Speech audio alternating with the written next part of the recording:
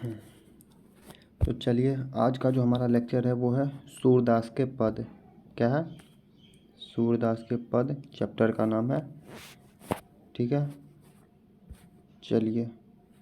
सूरदास के पद है, ठीक है। यहाँ जो है ना पद है चैप्टर, इसको लिखे हैं सूरदास, इसलिए सूरदास के पद हम लोग लिख रहे हैं। ठीक है, चलिए। और ये हमारे चैनल का नाम है राइटिंग प्लेटफॉर्म, आप लोग सब्सक्राइब कर लीजिए।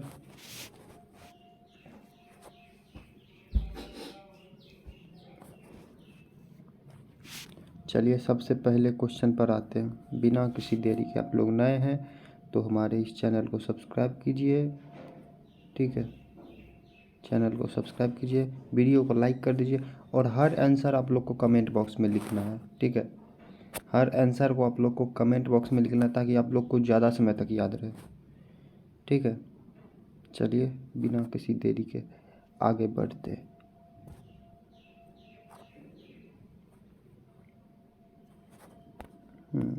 अब देखते हैं सूरदास का जन्म कब हुआ था। पहला क्वेश्चन है, सूरदास का जन्म कब हुआ था?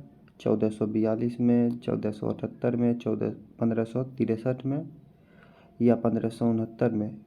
कब हुआ था? जिनको याद है कमेंट बॉक्स में लिखिए, जिनको नहीं याद है तो हम जब बोलेंगे उसके बाद आप लोग को कमेंट बॉक्स में लिखना है ताकि ज़्यादा समय तक याद रहे।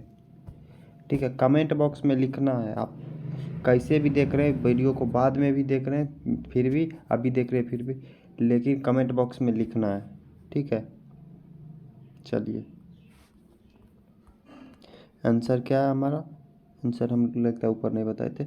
चलिए, यहाँ दिया हुआ है इसे भी आंसर 1478 ईस्वी में। कब? 1478 ईस्वी में, यहाँ दिया हुआ है ऑप्शन नंबर 2।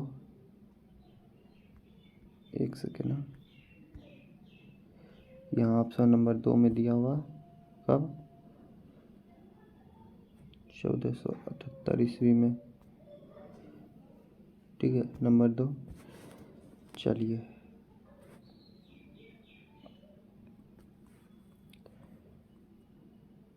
हाँ।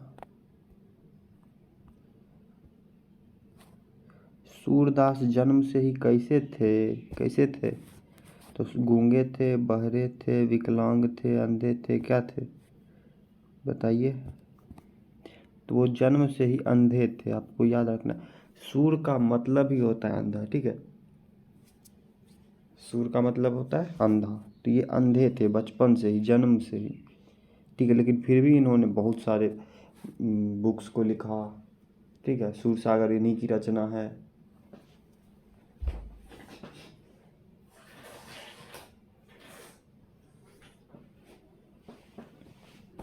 चलिए अगले क्वेश्चन की ओर बढ़ते हैं।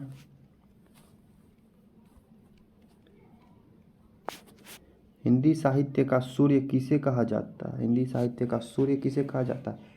नाभादास को, तुलसीदास को, हरिदास को या सूरदास को? किसको कहा जाता है?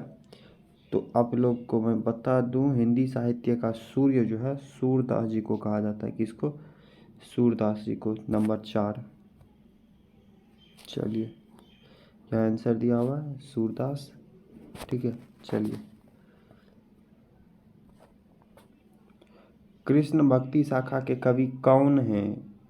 सूरदास, रहीम, कबीर, जायसी, कौन है? सूरदास, रहीम, कबीर या जायसी? कोई एक उत्तर सही है, आपको बताना है, जल्दी से कमेंट बॉक्स में लिखिए। चलिए, तो इसके जो कृष्ण भक्ति शाखा के कवि हैं वो हैं सूरदास। कौन है? सूरदास। यहाँ आंसर भी दिया हुआ है, आप लोग देख लीजिए, यहाँ भी सूरदास। ठीक है, चलिए।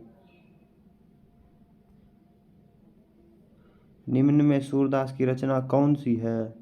कौन सी रचना सूरदास की है? तो हम पहले अभी बताए थे, सूरसागर, अभी जस्ट बताए थे। ठीक है, यहाँ आंसर दिया हुआ है सूरसागर।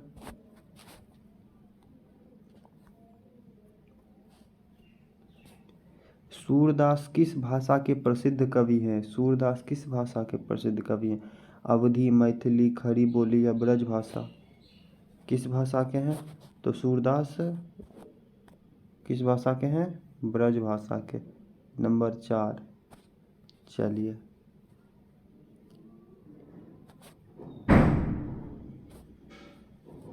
कृष्ण कहाँ बैठकर भोजन कर रहे हैं? कृष्ण कहाँ बैठकर भोजन कर रहे हैं? पेड़ की छाँव में, यशोदा की गोद में, यमुना के किनारे, नंद की गोद में। तो आप लोग जब इसको हमने पढ़ाया है, आप लोग नहीं देखें तो जाकर देख लीजिएगा, मिल जाएगा आप लोग को वीडियो। तो ठीक है, ये नंद की गोद में बैठकर, ठीक है, कहाँ पे? नंद की गोद में बैठकर भोजन कर रहे थे। चलिए, यहाँ आंसर दिया हुआ है, नंद की गोद में। वात्सल्य के कौन विश्व के अद्वितीय कवि हैं? सूरदास जी ही हैं जो वात्सल्य रस के विश्व के अद्वितीय कवि हैं। इनके जैसा विश्व में कोई नहीं है।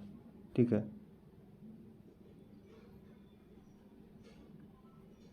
चलिए अगले क्वेश्चन की ओर चलते हैं। सूरदास आंसर दिया हुआ था। सूरदास हिंदी साहित्य की किस काल के कवि हैं? रीति काल, आधुनिक काल, भक्ति काल, आदि काल, किस काल के? तो आप लोग जानते ही हैं कि ये जो थे ये भक्ति करते थे, इसलिए ये भक्ति काल के। ठीक है, बहुत भक्त थे, कृष्ण जी के बहुत बड़े भक्त थे। चलिए, सूरदास के दीक्षा गुरु कौन हैं? सूरदास के दीक्षा गुरु मोहनलाल सोहन, आचार्य नाराही दास या वल्लभाचार्य, कौन है? तो आप लोग को जब हमने पढ़ाया था तो उस समय क्या था? वल्लभाचार्य। क्या थे? कौन थे? वल्लभाचार्य। यहाँ आंसर दिया हुआ है, वल्लभाचार्य। चलिए, बिना किसी देरी के अगले क्वेश्चन पर चलते हैं।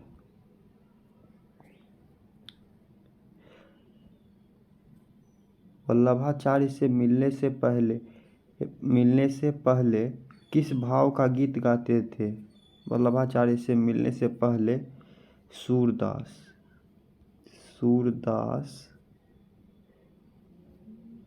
कौन? सूरदास, यहाँ लिख देता हूँ मैं, मिलने से पहले यहाँ सूरदास होगा। ठीक है, सूरदास किस भाव का गीत गाते थे? किस भाव का गीत गाते थे? प्रेम की, एक सेकेंड,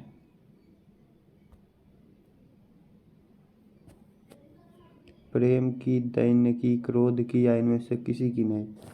तो वो शायद बोल रहे हैं, सॉरी, वो जो है वो दैन्य के गीत गाते थे।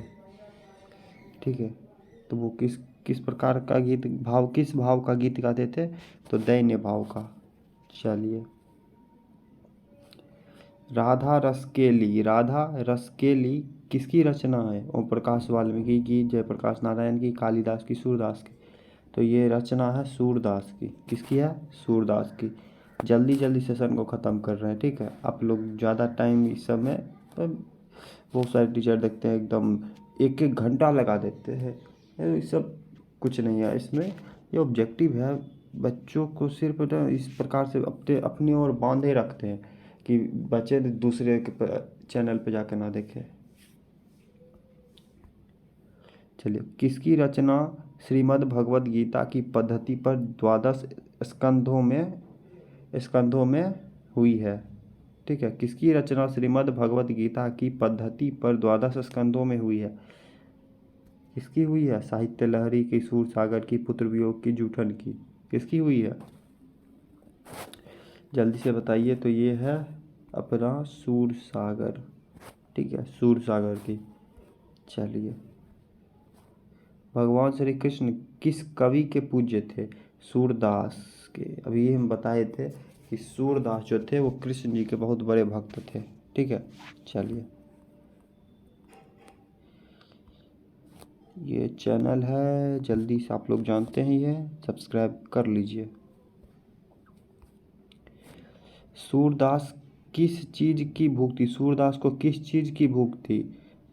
किस चीज़ की भूख थी? पैसों की, प्रेम की, कृष्ण के जूठन की, बल की? जब हम पढ़ाए थे, जब कृष्ण जी हाथ धो रहे थे तो उस समय यह बोलते हैं कि उनको जूठन की भूख थी। इनको जूठन मांग रहे थे, जूठा भोजन, हाथ धो रहे थे खाने के बाद कृष्ण जी।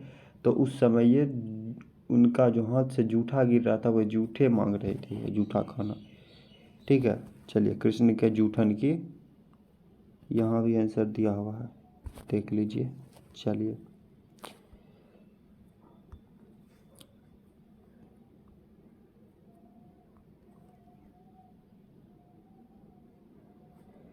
कछुक खात कछुक धरनी गिरावत निरखती नंद रनिया कहाँ से ली गई। छवि निरखती नंद रनिया कहाँ से ली गई है, तो ये जो है ये हमारे इसी पद से, सूरदास के पद से ली गई है। कहाँ से? सूरदास के पद से। ठीक है, चलिए यहाँ आंसर दिया हुआ है सूरदास के पद से। चलिए,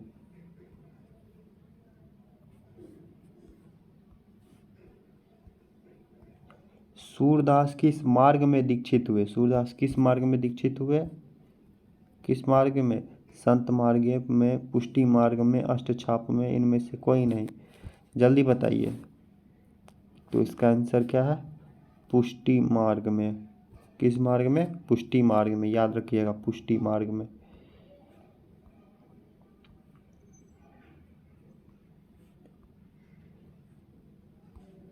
आचार्य रामचंद्र शुक्ल को सूर सागर परिसीमित लगा क्योंकि वह प्रबंध काव्य है, गीति काव्य है, कहानी काव्य है, कविता संग्रह है।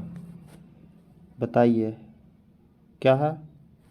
चलिए, यह क्या है? गीति काव्य है, गीति काव्य है। चलिए, सूरदास के संकलित पदों में कौन रस है? सूरदास के संकलित पदों में कौन सा रस है?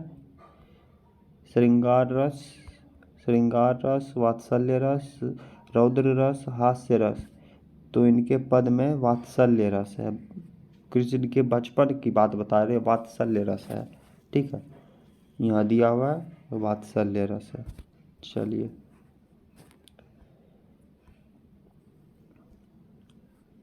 सूरदास के प्रथम पद में कृष्ण को किसकी सूचना दी जाती है?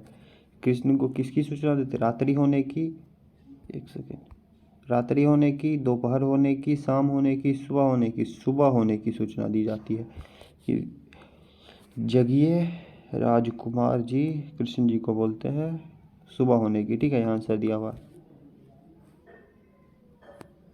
कमल कुसुम फूले नर नारी सूरश्याम में कौन सा अलंकार है? चलिए ऊपर देखते हैं। उपमा, रूपक, यमक, अनुप्रास। आंसर दिया हुआ है अनुप्रास। कौन सा? अनुप्रास।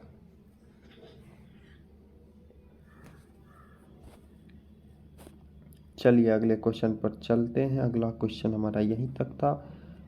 चलिए, ये हमारा जो है इसको तो आप जानते ही हैं, चैनल का नाम है, सब्सक्राइब कर लीजिए जल्दी से आप लोग। ठीक है, एक बार वीडियो को शेयर भी कर दीजिए अपने दोस्तों तक। चलिए, तो हमारी मुलाकात होगी, मुलाकात ही है, मजाक कर रहा हूँ। ठीक है, हमारी मुलाकात होगी नेक्स्ट वीडियो में। तब तक के लिए जय हिंद, जय भारत।